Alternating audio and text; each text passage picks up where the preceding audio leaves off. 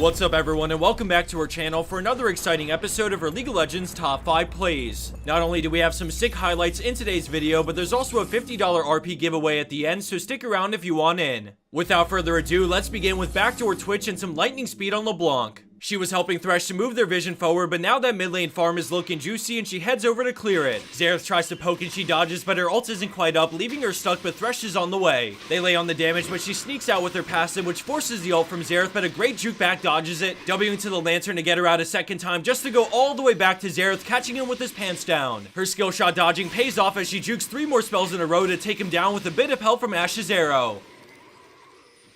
Moving right along and into our number 4 spot, we have EUS Taurus in a master tier game, and props to our teammates as well. They're down about 7,000 gold, and with their jungler dead, the enemy team decided to rush an early Baron to just about seal the deal. They have to do something to stop them, and Malphite pulls out the clutch with a Baron steal, pulling them close to Diana so she can get inside the pit. Her E pulls them in into a tornado knockup, and despite the Vi ult, she remains calm and confident, fighting this out to clean up a bunch of kills. The Monsoon guarantees she can also get barred, making this a disaster for blue team 22 minutes into the game, and just about 7 minutes later, it's actually red team who wins it all. I know this isn't some incredible display of mechanics or individual play, which is why our teammates also deserve credit, but considering how behind they were, I think overall it's a great comeback and a high-level game. Our next play features an incredible turnaround play that blindsides the entire enemy team. If you blink, you might just miss it. Orianna's team had to give up Dragon, but their jungler tried going for the steal, so now he's in full retreat. All of a sudden, the planets align and they turn at the same time, Amumu going in with his Q, but the ball is already in transit to give the Mummy some follow-up to his ult. He flies in, comboing his ult with the Shockwave and Laser from Lux, instantly deleting the enemy team in convincing fashion.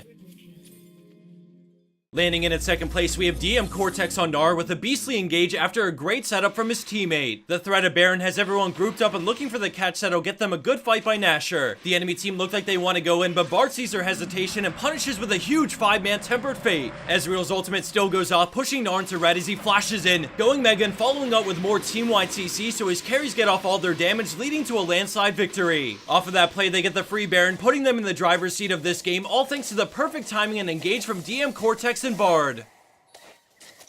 And finally, our last play comes from a Diamond 1 Elo game featuring one of the only Mord plays we've ever had on this show. And before you freak out about Mord, he's been nerfed and this guy's only 1 and 2, so hopefully you put your personal experiences aside because this is such a sick play. He's using Renekton's Ghost to tank Dragon, but here comes the enemy team, so he helps zone them while securing the buff. He's left alone in a straight up 1v5, but Dragon procs the slow from Rylai, so he starts to kite back, dodging the cocoon before realizing he has to turn and fight. Keep your eye on how he controls the Dragon, using the slow from Rylai to close the gap on Ahri, flashing for the kill.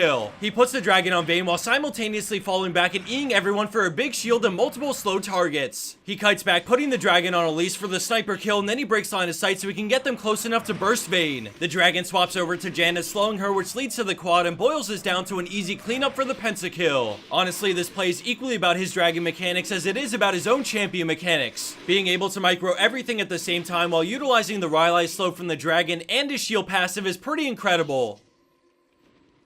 And for a bonus clip of the week, we have Lane with me on Azir playing One for All, and well, this play is pure gold. I won't spoil anything, but be warned, what you're about to see is cruel, and just for the record, we don't support the unjust containment of animals. As promised, we're running a $50 RP giveaway thanks to our sponsor Skillcap.com, so we'll be choosing 2 winners from the comment section, each winning 25 bucks. All you have to do is drop us a comment letting us know what your thoughts are on all the new changes coming this preseason. I think it'll really shake the game up in a good way, but with every big change to the game, I always get a little anxious because I hate not knowing what to do. Everyone's in a mad rush to learn what's OP, and since I don't get to play every day, I feel like I start to fall behind, but that's why I love subbing to a service like Skillcapped. They're always really up to date with every new patch, and since their videos are made by high elo players that do their research, then I know the videos they put up are accurate. By the time the preseason patch is released, I'm sure they'll have a bunch of content to go alongside with it. Because of that, I'm not stressing too hard about every little detail I see on Reddit for the upcoming changes, because I know in the end, Skillcap's gonna be my go-to to be brought up to speed. While waiting on the preseason content to hit the site, you can always watch the first 2 minutes of any past video for free, so I'd highly recommend this if you want to get a feel for the style of teaching they offer. Head over to the description box of this video, and there you'll find direct links to what we showed, including this video preview section of the site. On a final note before signing off, thanks everyone for all the support lately, especially for our good friend Cellyberry. He wanted us to say thank you on his behalf. You guys are awesome fans to have, and it makes me so proud that we can grow someone's presence by so much in just a few days. Thanks again everyone, and until next time, take care of yourself and have a wonderful day.